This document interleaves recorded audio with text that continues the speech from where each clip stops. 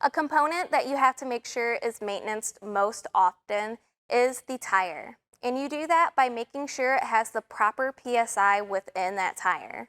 You can find the tire PSI for your specific trailer either on the tire place card that you can find within the entry door or on the side of your camper next to where all of your weight ratings should be listed.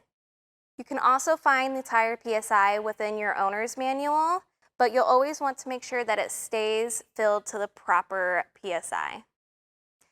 Once you know what that proper number for your PSI setting should be, you can either use a manual gauge or a digital gauge, and there are also Bluetooth options so that you can keep track of that pressure inside of your tire. Keeping track of this pressure will help you make sure that the tire has even wear across the tread.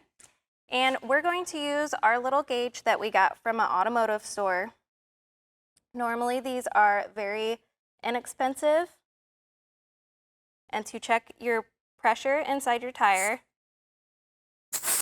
you quickly press it and it will press this gauge up to whatever PSI your tire is at. While you are checking the inflation of your tires, you'll also want to check your airbag system if that's the kind of suspension system you have installed.